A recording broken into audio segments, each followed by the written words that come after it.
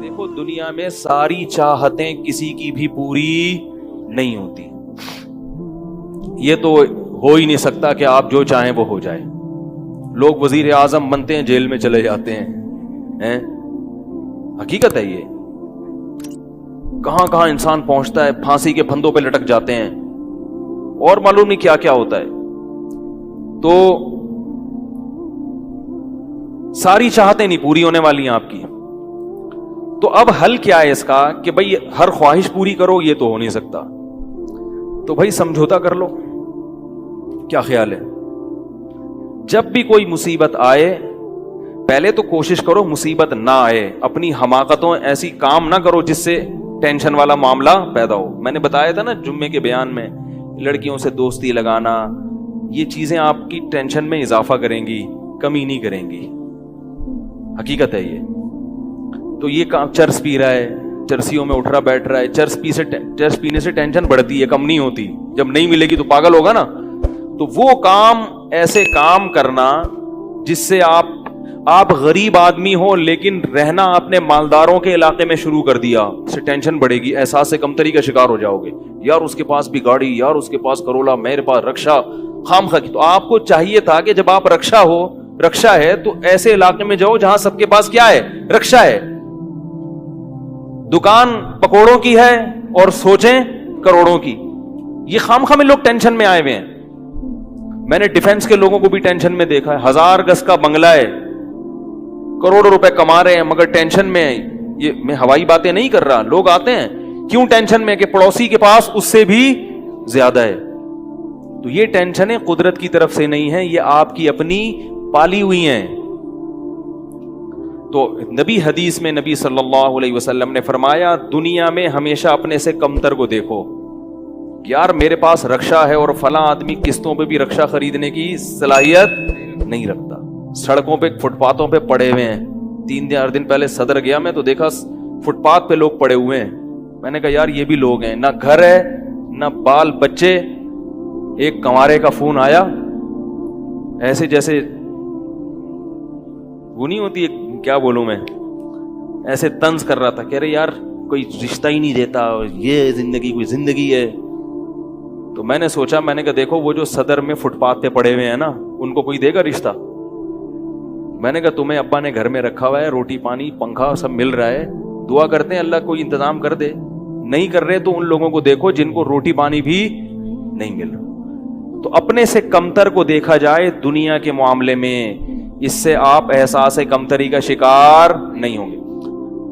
تو ٹینشن ختم کرنے کی ایک بہت بڑی ذریعہ یہ ہے کہ اگر پھر بھی کوئی مصیبت آ گئی تو تقدیر کا سوچا جائے کہ جو چیز مقدر میں ہے وہ ٹل نہیں سکتی.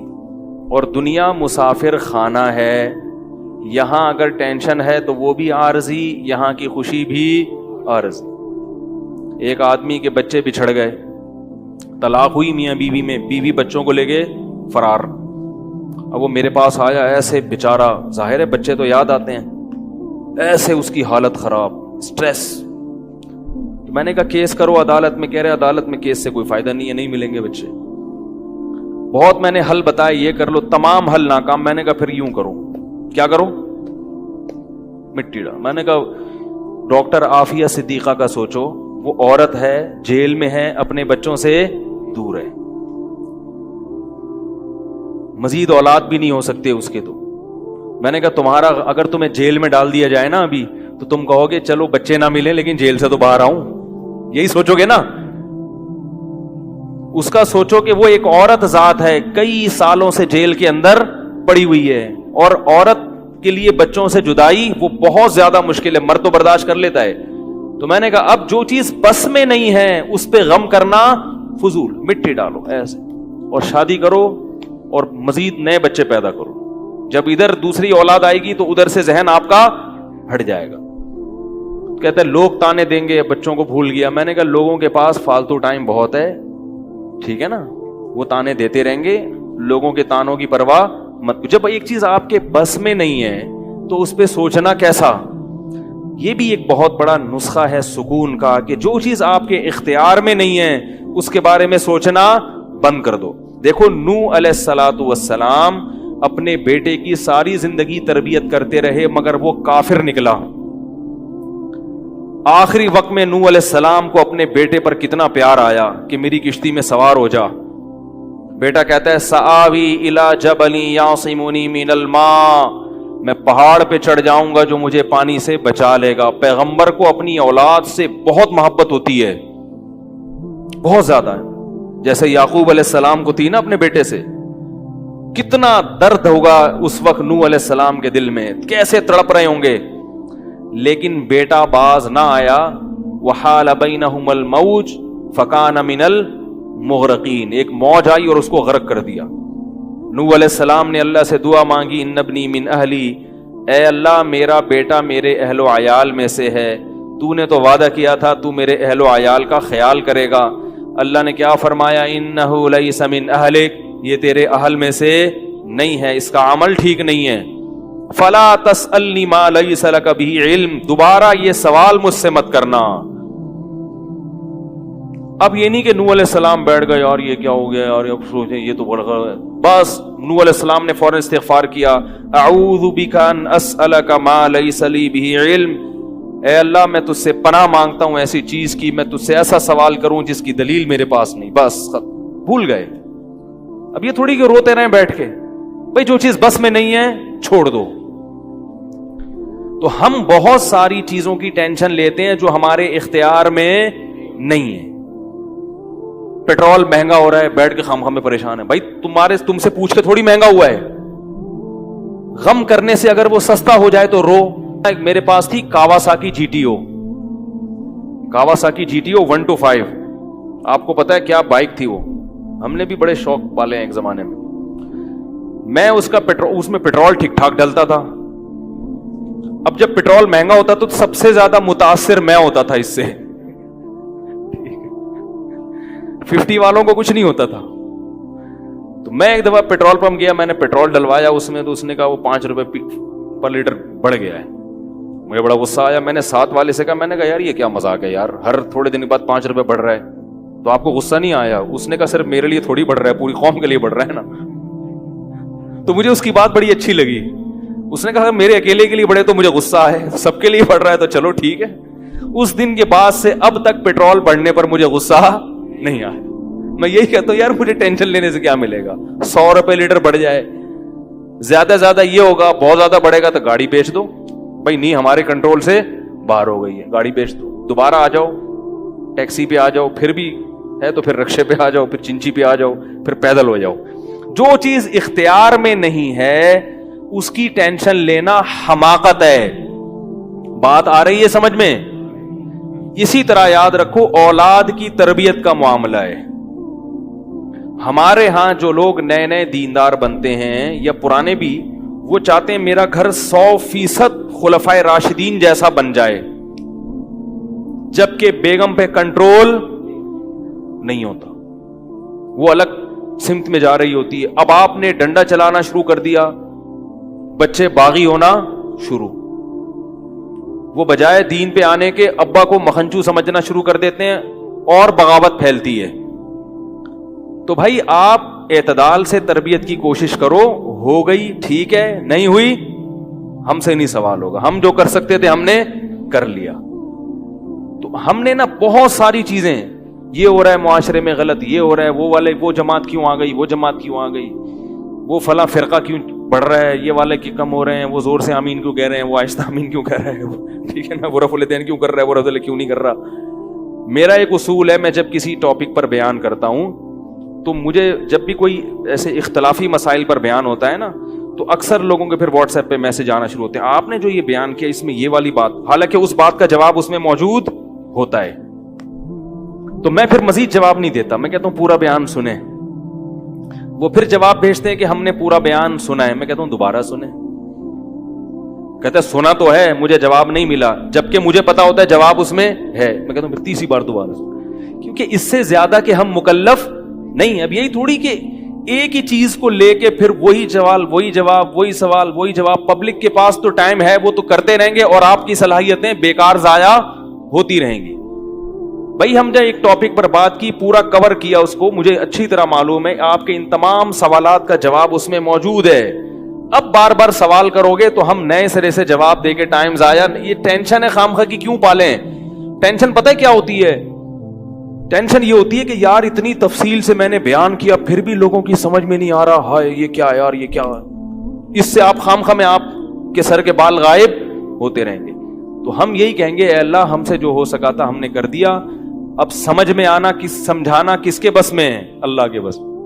نبی کی بات سب کی سمجھ میں نہیں آئی، اور اللہ تعالیٰ نے نبی کو کتنی تسلی دی ہیں قرآن میں.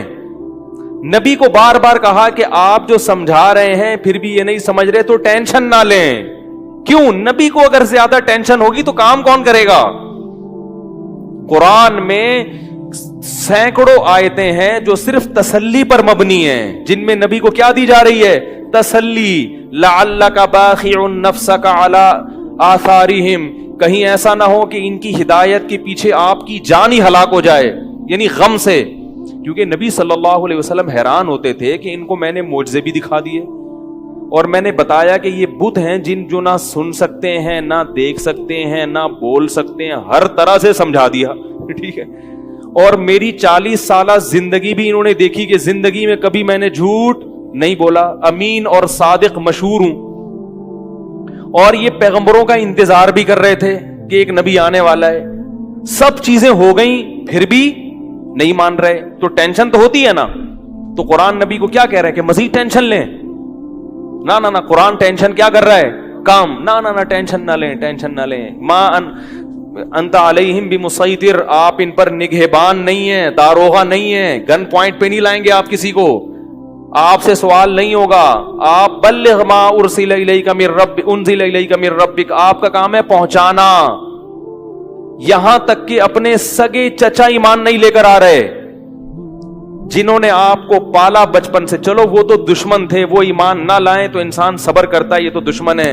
اپنے سگے چچا جنہوں نے بچپن میں پالا، کفالت کی آپ کی، 3 سال رسول اللہ صلی اللہ علیہ وسلم کا بائیکاٹ کیا ہے قریش نے، کھانا پینا بند کر دیا، شعب ابی طالب کی گھاٹی میں بند کر دیا بنی ہاشم کو کہ ان کا 3 سال تک کوئی لنک نہیں ہوگا ان سے، تاکہ یہ رجوع کریں اپنے دین سے. ابو طالب بھی آپ صلی اللہ علیہ وسلم کے ساتھ اس گھاٹی میں بند ہوئے، ایمان نہیں لائے مگر اپنے بھتیجے کا ساتھ دیا. اتنے اچھے چچا لیکن ایمان نہیں لائے. کیسا نبی کا دل کڑتا ہوگا کہ نہیں ہوگا؟ موت کے وقت آ کے نبی نے کہا کہ ایک دفعہ کلمہ پڑھ لیں تاکہ قیامت کے دن آپ کی بخشش کر سکوں، سفارش کر سکوں، آپ کی اللہ سے بخشش کی دعا کر سکوں. کیسا دل مچلتا ہوگا نا. ابو طالب کو خیال آیا کلمہ پڑھنے کا. قریش کے جو سردار تھے انہوں نے ابو طالب کو دیکھنا شروع کر دیا کہ کلمہ. کتنا غصہ آیا ہوگا نبی کو ان سرداروں پہ کہ میرا چچا جس نے میری اتنی کفالت کی، مجھ سے اتنی محبت کی، آج وہ میرے سامنے جہنم کی آگ میں داخل ہو رہا ہے اور یہ کمبخت کھڑے ہوئے اس کو ورغلا رہے ہیں. ابو طالب نے چند اشعار کہے کہ اگر مجھے یہ ڈر نہ ہوتا کہ عرب کہیں گے کہ ساری زندگی اسلام نہیں لایا، موت کے وقت موت کے ڈر سے باپ دادا کا دین چھوڑ دیا، یہ ڈر نہ ہوتا تو آئے محمد آج میں تیری آنکھیں کلمہ پڑھ کے ٹھنڈی کر دیتا. لیکن اس کو انہوں نے غیرت کا مسئلہ بنا لیا کہ میں مروں گا تو سردار کہیں گے کہ یہ ایک زبان والا نہیں ہے. زبان تبدیل کر لی انہوں نے. کرنا تھا تو پہلے ایمان لاتا نا، اب کیوں؟ اور وَلَقَدْ عَلِمْتُ بِأَنَّ دِينَ مُحَمَّدٍ مِّن خَيْرِ أَدْيَانِ الْبَرِيَّةِ كُلِّهَا، مجھے یقین ہے کہ محمد جو میرا بھتیجا دین لے کر آیا ہے تمام دنیا کے دینوں میں سب سے افضل ہے. لولا الحذار لولا الملامت او حذار مسبت، اگر ملامت کا خوف یا لوگوں کے برے بھلے کہنے کا خوف نہ ہوتا تو آج میں اپنے بھتیجے کی آنکھیں ٹھنڈی کر دیتا. کیسا دل کوڑا ہوگا میرے بھائی، کیسا، جس کو جہنم کی آگ کا یقین ہے اور ان کو معلوم ہے کہ میرا چچا جہنم کی آگ میں داخل ہونے والا ہے، کیسا تڑپ رہے ہوں گے. اور ابو طالب کی آنکھیں بند ہو گئیں.